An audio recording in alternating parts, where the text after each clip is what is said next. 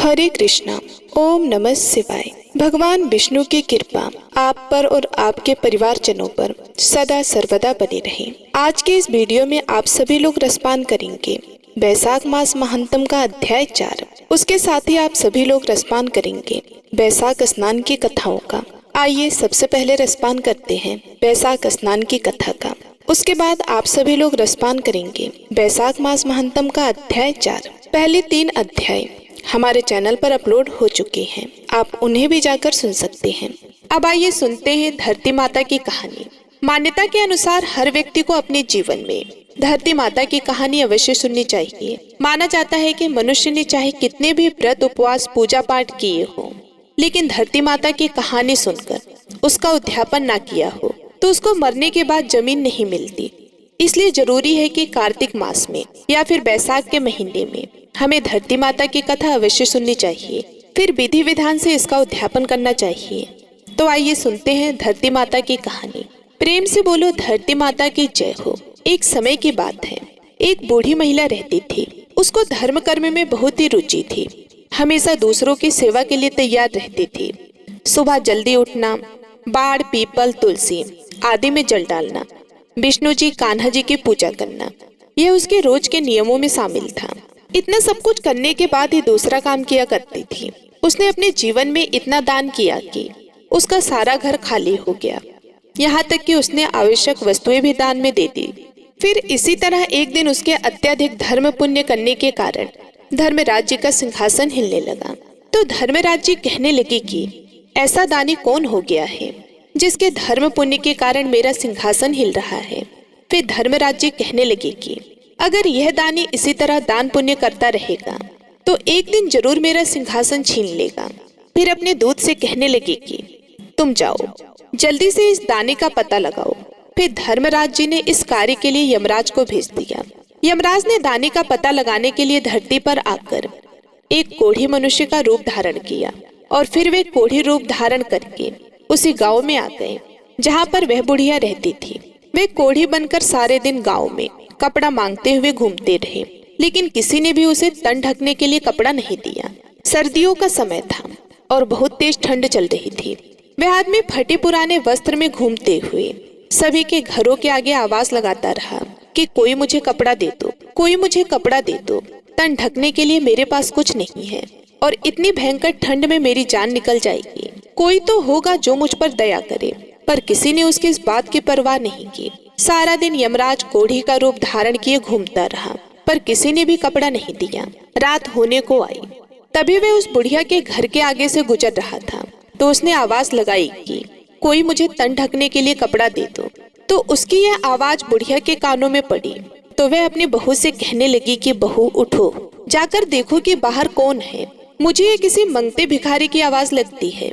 बेचारे को सर्दी लग रही होगी, तुम बाहर जाओ और देखो, उसे पूछो कि उसे क्या चाहिए। तो बहू अपनी सास की बात सुनकर कहने लगी कि माँ जी, अपने द्वार पर तो कोई ना कोई आता जाता ही रहता है मांगने के लिए। ना आप दिन में चैन लेती हैं और ना ही रात में सोने देती हैं। आपको पता है आधी रात हो चुकी है, इसलिए तुम भी सो जाओ और मुझे भी सोने दो। तो इस तरह बुढ़िया ने अपनी तीनों बहुओं को कहा, पर उन्होंने बाहर जाने के लिए इनकार कर दिया। फिर बुढ़िया ने अपने चौथे नंबर की बहू को आवाज लगाई कि बेटा बाहर जाकर देखो कि कौन है। तो सबसे छोटी बहू कहने लगी कि माँ जी आप निश्चिंत रहे, मैं जाकर पता लगाती हूँ कि बाहर कौन आया है। फिर बहू बाहर आकर देखती है कि बाहर एक कोढ़ी आदमी बैठा है। तो बहू उस कोढ़ी आदमी से पूछती है कि बाबा आपको क्या चाहिए। तब वह कोढ़ी रूप धारण किए हुए यमराज कहता है कि मैं तो कोढ़ी आदमी हूँ, मेरे पास कपड़े भी नहीं है, मुझे बहुत सर्दी लग रही है। अगर आप ओढ़ने के लिए कोई वस्त्र दे दे तो आपका बड़ा भला होगा। तो उसकी बात सुनकर बहू अंदर चली गई और अंदर जाकर अपनी सास को सारी बात बताई। तो बहू की बात सुनकर बुढ़िया माई कहने लगी कि बहू तेरे पिताजी ने जो कम्बल ओढ़ रखा है उस कम्बल को ले जाकर उस कोढ़ी आदमी को दे दो, बेचारा बाहर बैठा है, हम तो कमरे के अंदर हैं। तो यह बात सुनकर बहू कहने लगी कि नहीं माँ, अगर ऐसा किया तो पिताजी को ठंड लगेगी। तो बुढ़िया माई कहने लगी कि यह ले मेरी गोदड़ी ले जा और तेरे पिताजी को दे दे और उनके पास से कम्बल ले जा करके उस भिखारी को दे दे। वह बेचारा खुले आसमान के नीचे बैठा है। हम तो कमरे बंद करके बैठे हैं, उसके पास कुछ नहीं है। कम से कम एक कंबल होगा तो सर्दी से कुछ तो बचाव होगा। तो बहू ने अपनी सास की बात मानते हुए कंबल ले जाकर बाहर बैठे उस आदमी को दे दिया। वे भिखारी आदमी उस कंबल को लेकर उसके द्वार से खड़ा होकर चला गया और सीधे धर्मराज के पास गया। वहां जाकर कहने लगा कि महाराज, यह लो कंबल। गांव के बाहरी हिस्से में एक बुढ़िया माई रहती है। वे बहुत ही अधिक दान पुण्य करती है। अब उसके घर में एकमात्र यही कंबल बचा था, वह भी मुझे दे दिया। उसने नई और पुरानी सभी चीजों का दान कर दिया है। उसके घर में दान के लिए अब कुछ भी नहीं बचा है। तो यमराज की बात सुनकर धर्मराज जी कहने लगे कि अब तो वह बुढ़िया मेरा सिंहासन लेकर रहेगी। फिर धर्मराज जी दूत से कहने लगे कि तुम जाओ और उस बुढ़िया माई को यहाँ लेकर आओ। तो वे दूत धर्मराज जी की आज्ञा का पालन करते हुए उस बुढ़िया माई को लेने के लिए धरती पर आया और उसे साथ लेकर चला गया। बुढ़िया माई ने वहां पहुंचकर जैसे ही पहला कदम उठाया तो रखने के लिए नीचे पानी था, उसे पैर रखने के लिए धरती नहीं मिली। तो यह देखकर बुढ़िया माई हैरान हो गई और जहां बुढ़िया माई खड़ी थी वहीं रह गई। फिर मन में विचार करते हुए भगवान से कहने लगी कि हे भगवान, ये क्या है? अब मेरा क्या होगा? मेरे पैरों के नीचे तो धरती नहीं है, मुझे धरती चाहिए। तब भगवान कहने लगे कि बुढ़िया माई, तूने धरती मोल नहीं ली, अब मैं तुम्हें धरती कहाँ से ला कर दूं? तो यह बात सुनकर बुढ़िया माई गुस्से में होकर कहने लगी कि जब मुझे खड़ी रहने के लिए और चलने के लिए धरती ही नहीं मिलेगी तो आप मुझे यहाँ लेकर क्यों आए हो? तो धर्मराज जी कहने लगे कि धरती तो जो मोल लेता है उसी को यहाँ पर धरती मिलती है।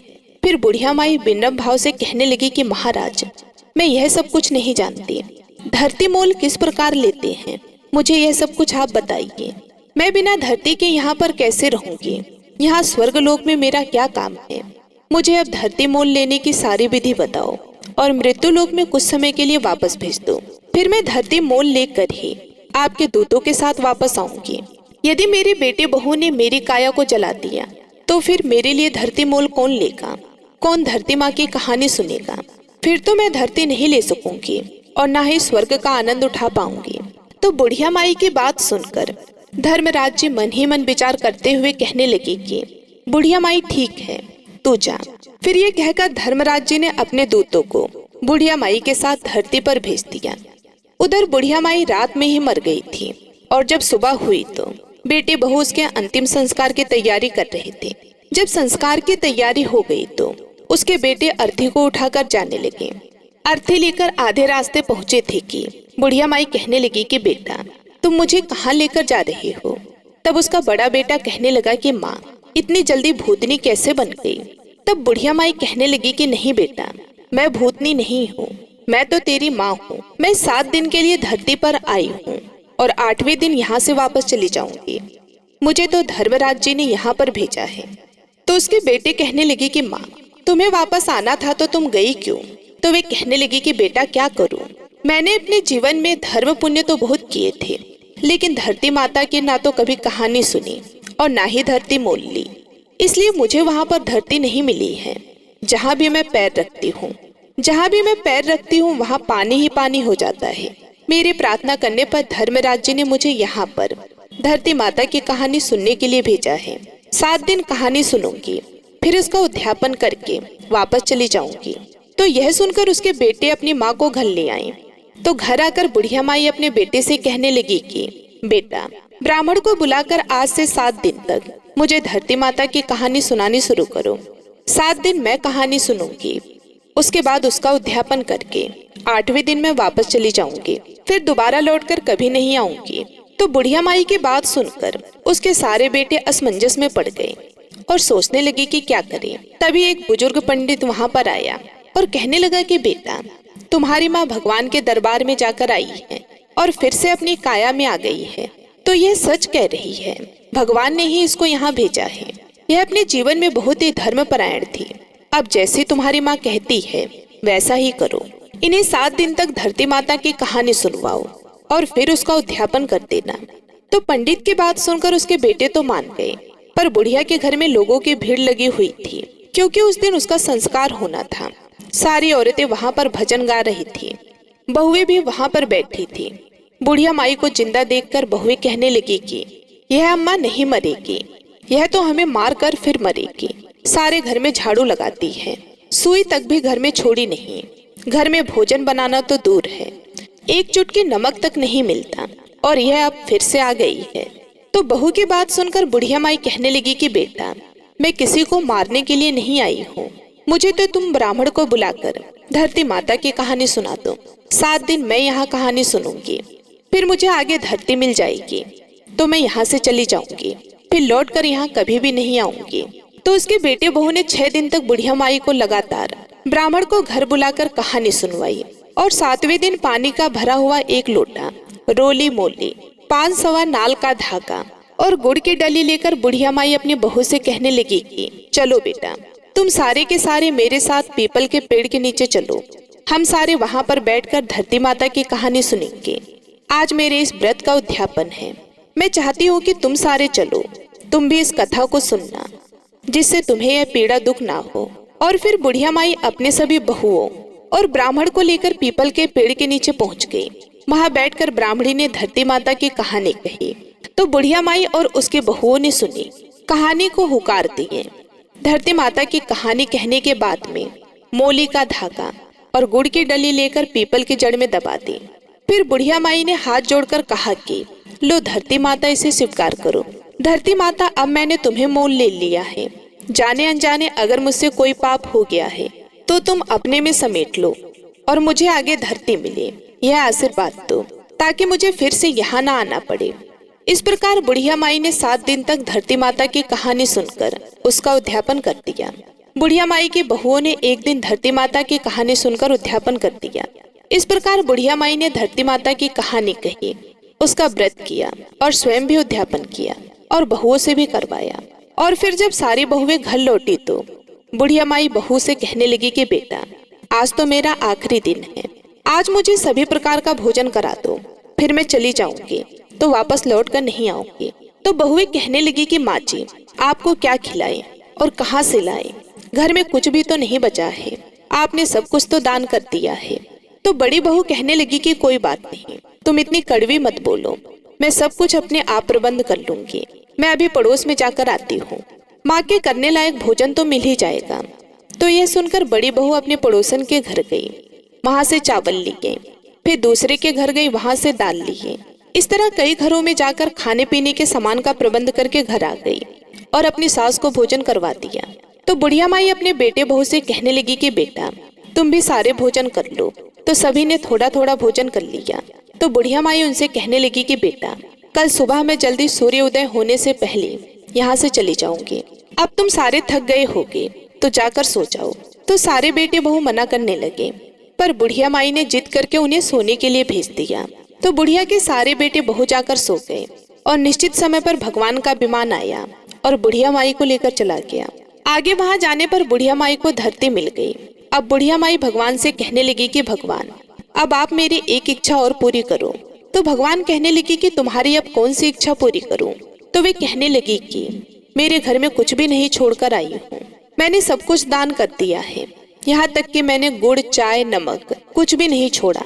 अब मेरे मरने के बाद मेरे बेटे बहू मेरा अंतिम संस्कार कैसे करेंगे? जो मैंने दान धर्म किया है उसे 4 गुना करके आप लौटाइए। तो भगवान बोले कि ठीक है, जो भी तूने दान धर्म किया है 4 गुना करके मैं लौटा दूंगा। अब से तेरे बेटे बहू के घर में हर चीज मौजूद होगी। उधर जब सुबह हुई तो छोटी बहू ने उठकर चाय बनाई और चाय लेकर जैसे ही अपनी सासू माँ के कमरे में गई और आवाज लगाई तो उसकी सासू माँ बोली नहीं। तो बहू ने चाय रखकर अपनी सास को हिलाया तो सासू माँ का शरीर तो अकड़ गया था। तो वह अपनी जेठानी के पास गई और कहने लगी कि सासू माँ तो अकड़ के सो गई हैं, कुछ भी नहीं बोल रही, तुम जाओ, तुम ही संभालो। तो उसकी जेठानी बोली कि आज सासू माँ के 7 दिन पूरे हो गए हैं, आज 8वां दिन है, तो सासू माँ को तो जाना ही था। तो वह अपने पति के पास गई और कहने लगी कि माँ जी तो सच में भगवान के घर चली गई हैं। तो उसके सारे बेटे दौड़कर अपनी माँ के पास आए और फिर आंगन में लाकर सुला दिया। तो छोटी बहू कहने लगी कि मैंने सदा आपकी सुनी है और आपकी हर बात मानी है, आज आप मेरी बात सुनो। तो सारे कहने लगे कि बोलो क्या बात है? तो छोटी बहू कहने लगी कि इस लोटे में जल है, इसी पानी से छींटे देकर सासू माँ को ले जाओ। संस्कार के लिए तो 7 दिन पहले ही नहला धुला दिया था। अगर आप फिर से करेंगे और रोएंगे तो यह फिर वापस आ जाएंगे। तुम 4 भाई हो, 5वें की जरूरत नहीं है। इसे जल्दी से उठाओ और फटाफट ले जा करके जलाओ, जिससे कि इनकी गति हो जाए। तो सारे भाई आपस में बात करने लगे कि पहले भी हम लोगों को इकट्ठा करके शर्मिंदा हो चुके हैं, अब कौन आएगा। सारे के सारे यही कहेंगे कि क्या पता तुम्हारी माँ फिर से जिंदा हो जाए। तो यह सोचकर चारों भाइयों ने अपनी माँ को उठाया और शमशान की ओर चल पड़े। तो रास्ते में पीपल के पेड़ के नीचे बैठे कुछ औरतें कहानी सुन रही थी। तो बुढ़िया माई के बेटे को इस भांति जाते हुए देखकर सारी समझ गई कि एक दूसरे से कहने लगी कि कार्तिक का पावन महीना है, बुढ़िया माई तो मर गई और बहुओं ने भजन तक भी नहीं गाए। चलो हम सब वहाँ पर भजन गाने के लिए चलते हैं, राम का नाम लेंगे तो बेचारी बुढ़िया को मोक्ष हो जाएगी। यह विचार करके सारी बुढ़िया माई के घर पहुँच गई और जाकर भजन गाने लगी। उधर बुढ़िया माई का दाह संस्कार कर दिया और उसके बेटे घर आ रहे थे। तो उन्हें आता हुआ देखकर भजन गाने वाली औरतों ने बुढ़िया माई के बहुओं से कहा कि आओ जल्दी से यहाँ लाकर दरी बिछा दो।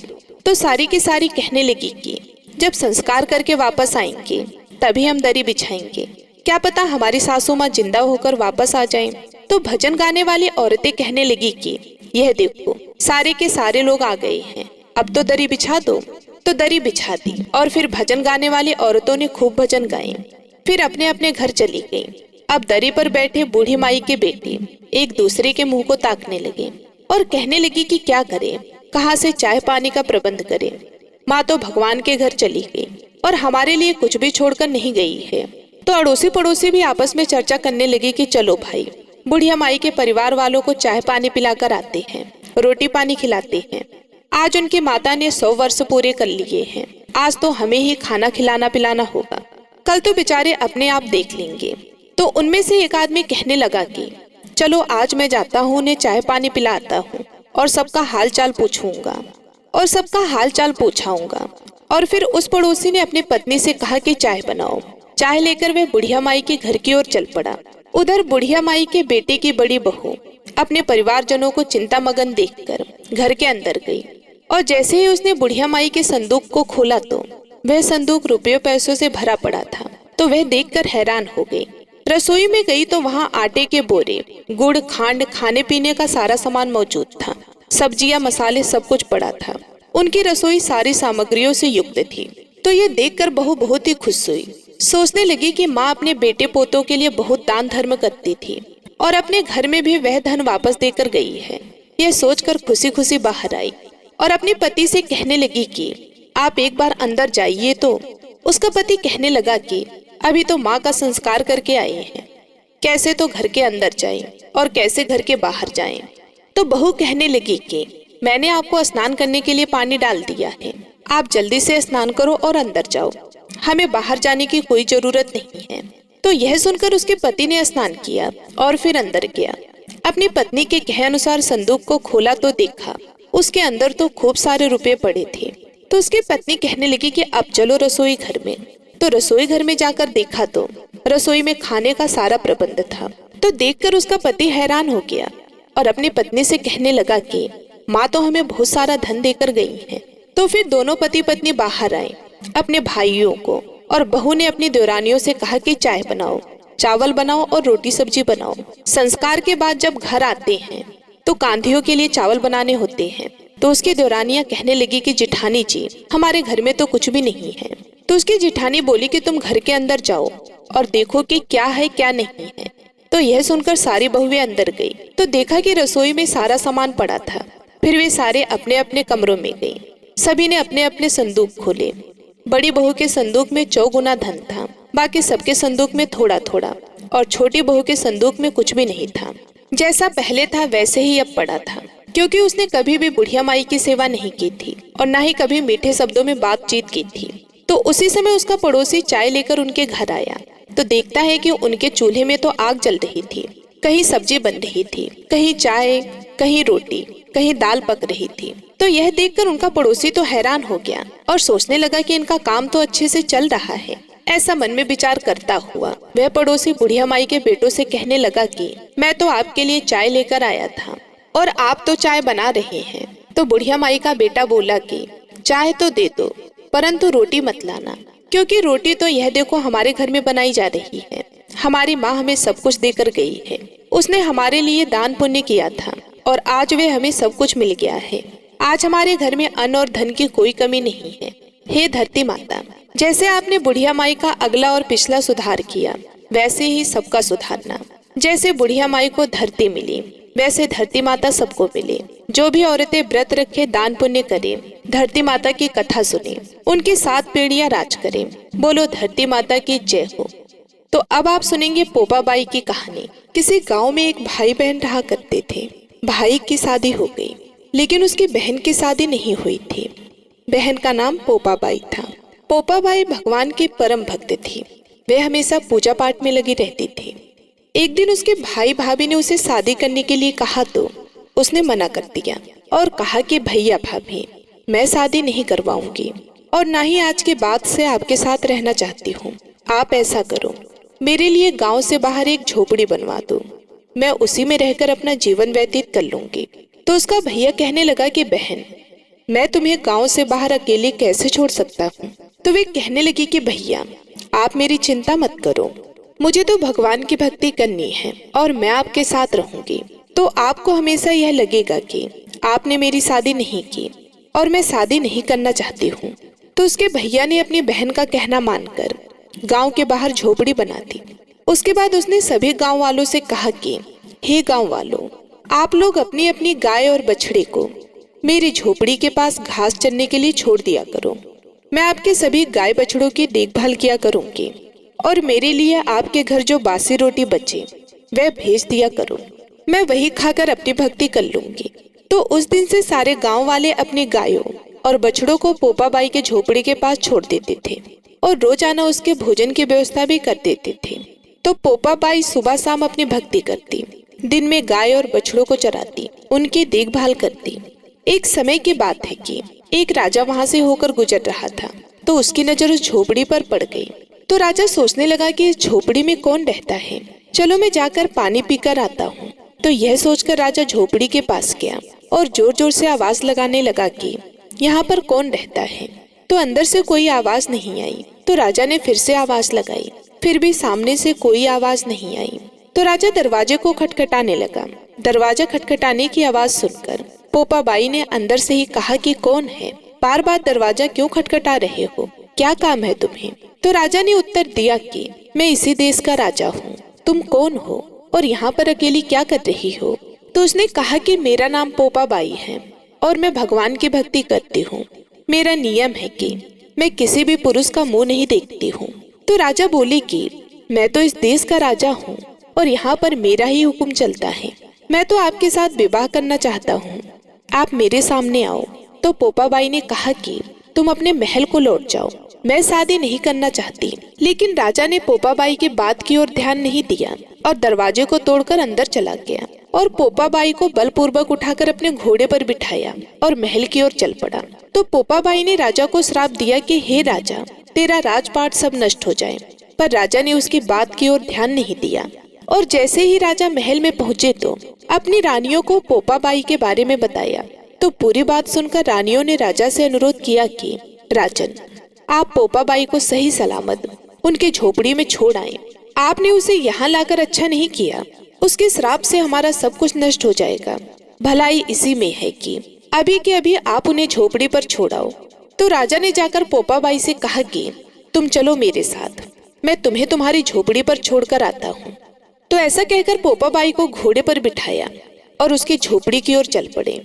चलते चलते रास्ते में पाप की नदी आई और राजा उसमें डूब गया। पोपा बाई की भी उसी समय मृत्यु हो गई।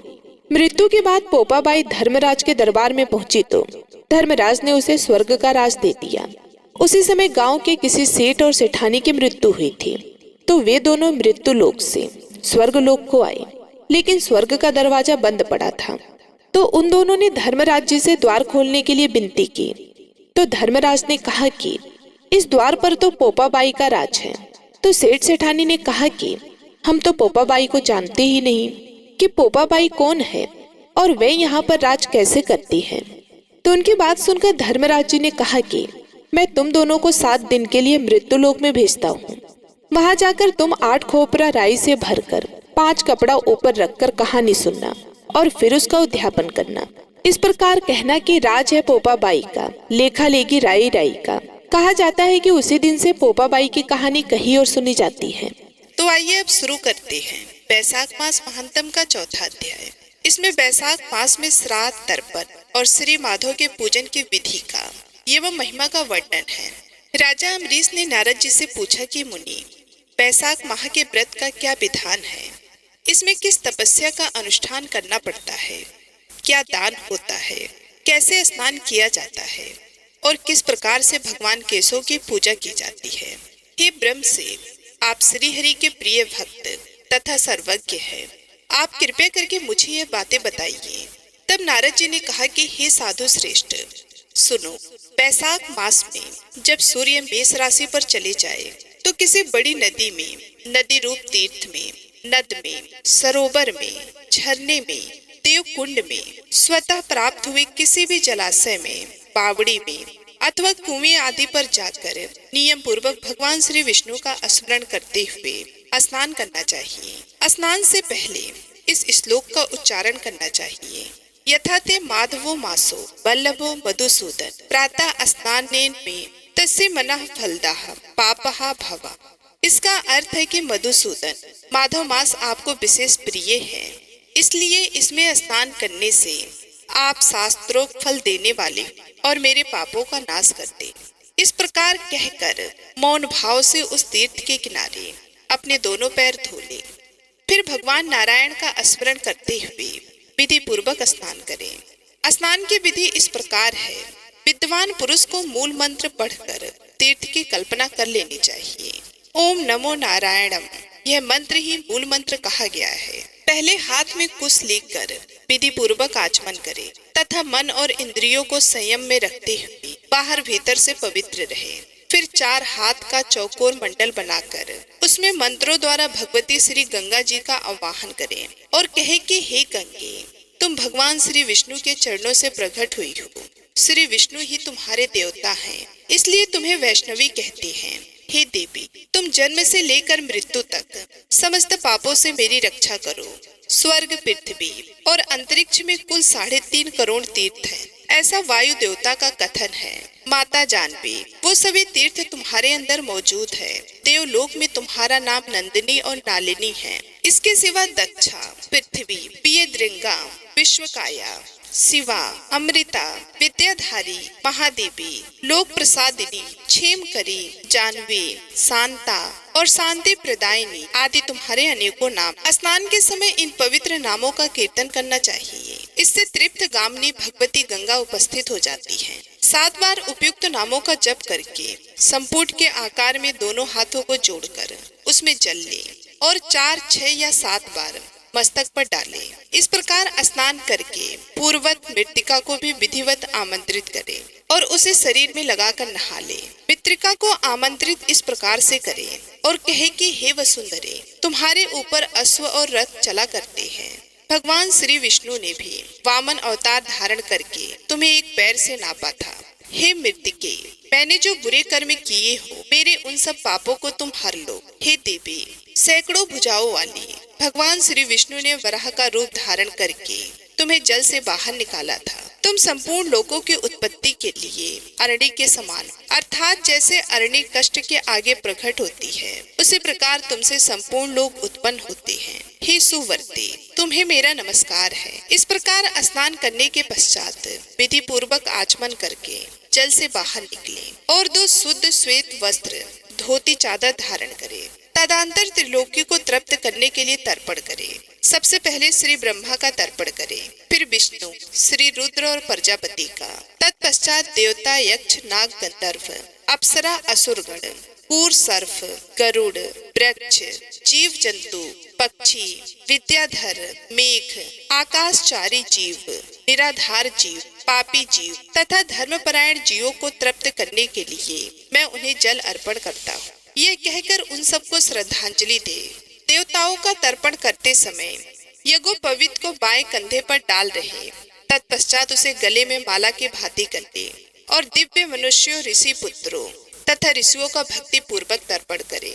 सनक सनंदन सनातन और सनंत कुमार, हे दिव्य मनुष्य, कपिल असुरी, बोड़ू तथा पंच सिख, ये प्रधान ऋषि पुत्र हैं।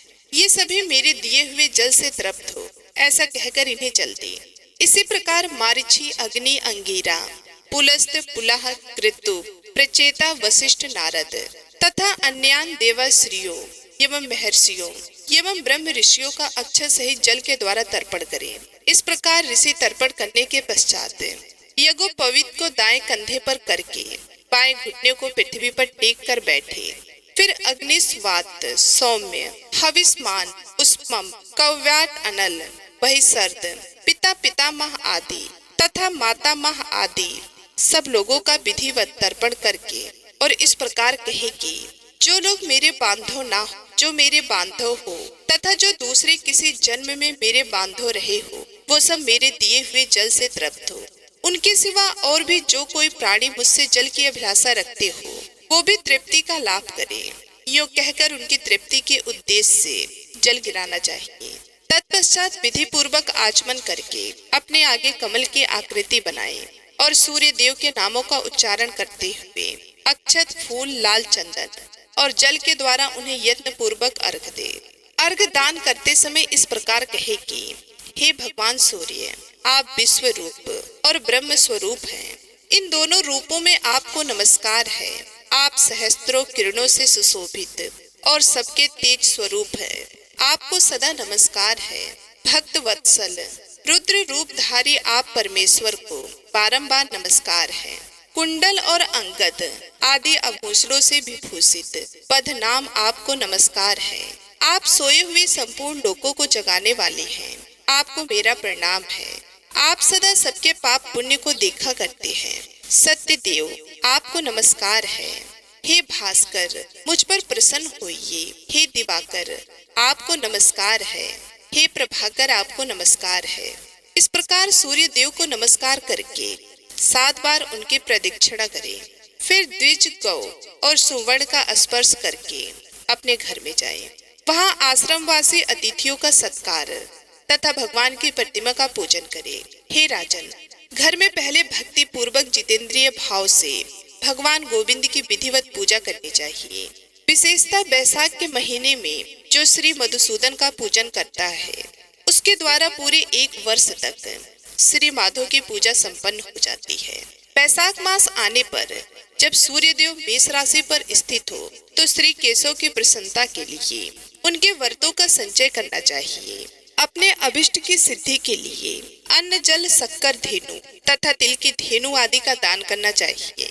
इस कार्य में धन की कंजूसी उचित नहीं है। जो समूचे बैसाख भर प्रतिदिन सवेरे स्नान करता, जितेंद्रिय भाव से रहता है, भगवान के नाम जपता और हाविस से भोजन करता है, वह सब पापों से मुक्त हो जाता है। जो बैसाख मास में आलस त्याग कर यानी कि 24 घंटे में 1 बार भोजन करता है, वे नक्त व्रत, केवल रात में 1 बार भोजन अथवा अयाचित व्रत यानी कि बिना मांगे मिले हुए अन्न का एक समय भोजन करता है, वह अपनी संपूर्ण अभिष्ट वस्तुओं को प्राप्त कर लेता है। बैसाख मास में प्रतिदिन 2 बार गांव से बाहर नदी के जल में स्नान करना, हविस से खाकर रहना, ब्रह्मचर्य का पालन करना, पृथ्वी पर सोना, नियम पूर्वक रहना, व्रत, दान, जप, होम और भगवान मधुसूदन की पूजा करना, ये नियम हजारों जन्मों के भयंकर पाप को भी हल लेते हैं। जैसे भगवान माधव ध्यान करने पर सारे पाप नष्ट कर देते हैं, उसी प्रकार नियम पूर्वक किया हुआ माधव मास का स्नान भी समस्त पापों को दूर कर देता है। प्रतिदिन तीर्थ स्थान, तिलों द्वारा पितरों का तर्पण, धर्मघंट आदि का दान और श्री मधुसूदन का पूजन, ये भगवान को संतोष प्रदान करने वाले हैं। बैसाख मास में इनका पालन अवश्य करना चाहिए। बैसाख में तिल, जल, सुवर्ण, अन्न, शक्कर, वस्त्र, गौ, जूता, छाता, कम्बल या शंख तथा घड़े, इन वस्तुओं का ब्राह्मणों को दान करें। 3 संध्याओं के समय एकाग्रचित्त हो विमल स्वरूपा साक्षात भगवती लक्ष्मी के साथ परमेश्वर श्री विष्णु का भक्ति पूर्वक पूजन करना चाहिए। सामयिक फलों और फूलों से भक्ति पूर्वक श्री हरि का पूजन करने के पश्चात यथाशक्ति ब्राह्मणों की भी पूजा करनी चाहिए। पाखंडियों से वार्तालाप नहीं करना चाहिए। जो फूलों द्वारा विधिवत अर्चन करके श्री मधुसूदन की आराधना करता है वह सब पापों से मुक्त हो परम पद को प्राप्त होता है। श्री नारद जी कहते हैं, राजेंद्र सुनो, मैं संक्षेप से माधव के पूजन की विधि बतला रहा हूँ। महाराज, जिनका कहीं अंत नहीं है, जो अनंत और अपार है, उन भगवान अनंत की पूजा विधि का अंत नहीं है। श्री विष्णु का पूजन 3 प्रकार का होता है, वैदिक, तांत्रिक तथा मिश्र। तीनों के ही बताए हुए विधान से श्री हरि का पूजन करना चाहिए। वैदिक और मिश्र पूजन की विधि ब्राह्मण आदि 3 वर्णों के लिए बताई गई है, किंतु तांत्रिक पूजन विष्णु भक्त शूद्र के लिए भी विहित है। साधक पुरुष को उचित है कि शास्त्रोक्त विधि का ज्ञान प्राप्त करके एकाग्रचित हो ब्रह्मचर्य का पालन करते हुए श्री विष्णु का विधिवत पूजन करे। भगवान की प्रतिमा 8 प्रकार की मानी गई है। शीलामयी, धातुमयी, लोहे की बनी हुई, लीपने योग्य मिट्टी की बनी हुई, चित्रमयी, बालू की बनाई हुई, मनोमयी तथा मणिमयी। इन प्रतिमाओं की प्रतिष्ठा 2 प्रकार की होती है, एक जल प्रतिष्ठा और दूसरी अजल प्रतिष्ठा। राजन, भक्त पुरुष को चाहिए कि उसे जो कुछ भी सामग्री प्राप्त हो उसी से भक्ति भाव के साथ पूजन करे। प्रतिमा पूजन में स्नान और अलंकार ही अविष्ट है, अर्थात भगवती ग्रह को स्नान कराकर पुष्प आदि से श्रृंगार कर देना ही प्रधान सेवा है। श्री कृष्ण में भक्ति भाव रखने वाला मनुष्य यदि केवल जल भी भगवान को अर्पित करे तो वह भी उनकी दृष्टि में श्रेष्ठ है। फिर गंध, धूप, पुष्प, दीप और अन्न आदि का नैवेद्य अर्पण करने पर तो कहना ही क्या है। पवित्रता पूर्वक पूजन की सारी सामग्री एकत्रित करके कुशों का आसन बिछाकर उस पर बैठे। पूजन करने वाले का मुख उत्तर दिशा की ओर या प्रतिमा के सामने हो। फिर पाद्य, अर्घ, स्नान तथा आहरण आदि उपचारों की व्यवस्था करे। उसके बाद कर्णिका और केसर से सुशोभित अष्टदल कमल बनावे और उसके ऊपर श्री हरि के लिए आसन रखे। तदंतर चंदन, उसिर, कपूर तथा अर्गजा से सुवासित जल के द्वारा मंत्र पाठ पूर्वक श्री हरि को स्नान कराएं। वैभव हो तो प्रतिदिन इस तरह की व्यवस्था करनी चाहिए। स्वर्धर नामक अनुवाक, महापुरुष विद्या, सहस्त्र शीर्षा आदि पुरुष सूक्त तथा साम वेदोक्त निराजना आदि मंत्रों द्वारा प्रेम पूर्वक भगवान का यथा योग्य श्रृंगार करें। पुजारी श्रद्धा पूर्वक पाप, पाद्य, आचमन्य, गंध, पुष्प, अक्षत तथा धूप उपहार अर्पण करें। उसके बाद गुड़, खीर, घी, पूड़ी, मालपुआ, लड्डू, दूध और दही आदि नाना प्रकार के नैवेद्य निवेदन करें। पर्व के अवसरों पर अंगराग लगाना, दर्पण दिखाना, दंत धावन कराना, अभिषेक कराना, अन्न आदि के बने हुए पदार्थों का भोग लगाना, कीर्तन करते हुए नृत्य करना और गीत गाना आदि सेवाएं भी करनी चाहिए। संभव हो तो प्रतिदिन ऐसी ही व्यवस्था रखनी चाहिए। पूजन के पश्चात इस प्रकार ध्यान करें, भगवान श्री विष्णु का श्री विग्रह श्याम वर्ण एवं तपाए हुए जम्बू नद नामक सुवर्ण के समान तेजस्वी है। भगवान के शंख, चक्र, गदा और पद्म से सुशोभित 4 भुजाएं हैं। उनकी आकृति शांत है।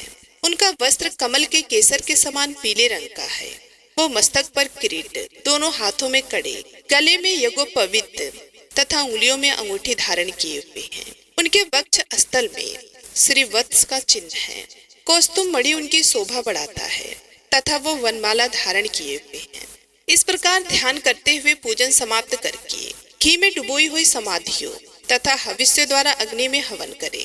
आज्य भाग तथा आघार नामक आहुतियां देने के पश्चात घृत पूर्ण हविष्य का होम करें। तदंतर पुनः भगवान का पूजन करके उन्हें प्रणाम करें और पार्षदों को नैवेद्य अर्पण करें। उसके बाद मुख शुद्धि के लिए सुगंधित द्रव्यों से युक्त तांबूल निवेदन करना चाहिए। फिर छोटे बड़े पौराणिक तथा आवर्चीन सूत्रों द्वारा भगवान की स्तुति करके भगवान प्रसिद्ध यानी कि भगवान प्रसन्न होइए यूं कहकर प्रतिदिन दंडवत प्रणाम करें। अपना मस्तक भगवान के चरणों में रखकर दोनों भुजाओं को फैलाकर परस्पर मिला दे और इस प्रकार कहे कि हे परमेश्वर, मैं मृत्यु रूपी ग्रह तथा समुद्र से भयभीत होकर आपके शरण में आया हूँ या फिर आई, आप मेरी रक्षा करें। तदंतर भगवान को अर्पण की हुई प्रसाद, माला आदि को आदर पूर्वक सिर पर चढ़ाएं तथा यदि मूर्ति विसर्जन करने योग्य हो तो उसका विसर्जन भी करें। ईश्वरीय ज्योति को आत्म ज्योति में स्थापित कर दे। प्रतिमा आदि में जहाँ भगवान का चरण, वहीं श्रद्धा पूर्वक पूजन करना चाहिए। तथा मन में यह विश्वास रखना चाहिए कि जो संपूर्ण भूतों में तथा मेरी आत्मा में भी रम रहे हैं वे ही सर्वात्मा परमेश्वर इस मूर्ति में विराजमान है। इस प्रकार वैदिक तथा तांत्रिक क्रिया योग के मार्ग से जो भगवान की पूजा करता है वे सब ओर से अविष्ट सिद्धि को प्राप्त होता है। श्री विष्णु प्रतिमा की स्थापना करके उसके लिए सुदृढ़ मंदिर बनवाना चाहिए तथा पूजा कर्म की सुव्यवस्था के लिए सुंदर फुलवाड़ी भी लगानी चाहिए। बाबड़े बड़े पर्वों पर तथा प्रतिदिन पूजा कार्य का भली भांति निर्वाह होता रहे, इसके लिए भगवान के नाम से खेत, बाजार, कस्बा और गांव आदि भी लगा देना चाहिए। ऐसा करने से मनुष्य भगवान के सायुज्य को प्राप्त होता है। भगवती ग्रह की स्थापना करने से, स्वार्म भव के पद को, मंदिर बनवाने से, तीनों लोकों के राज्य को, पूजा आदि की व्यवस्था करने से, ब्रह्म लोक को तथा इन तीनों कार्यों के अनुष्ठान से मनुष्य भगवत युज्य को प्राप्त कर लेता है।